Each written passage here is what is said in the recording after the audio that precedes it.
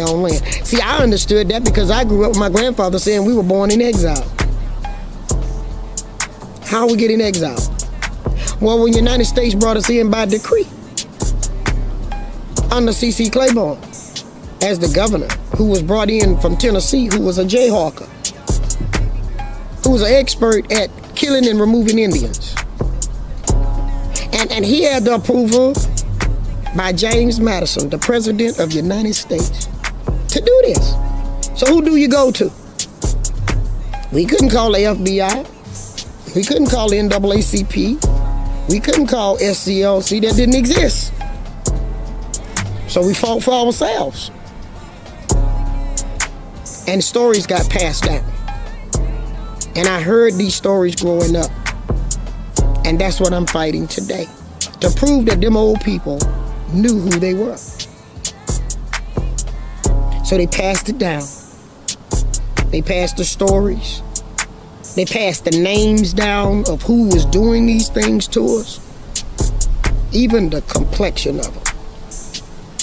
So, I challenge people to do that. There were villages in Africa. There were tribes in Africa. There's villages that was here. Tribes that was here. So no matter which continent we come from, we have this thing about tribal mentality, helping one another to survive. We don't need food stamp, welfare, Section 8. We don't need that. Because our people survived for thousands of years without government handout. And when the government is handing you something in one hand, you're losing a whole lot more in the other hand.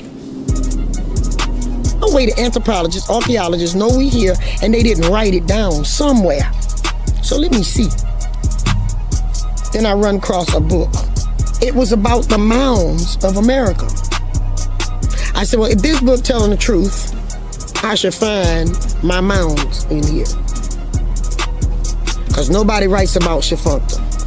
There's not an Indian tribe ever claimed Shefunkta as their descendancy, but they got a lot of them federally recognized. I don't understand that. But when I turned into Louisiana, because we had every state accounted for where they have found mounds, and when I got to Louisiana, and I got to the T's, there was Shefunkta Nation.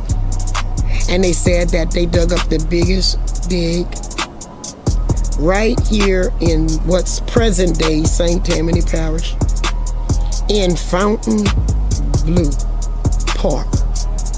It was a huge Indian mound. Why everywhere where our mounds are, they built?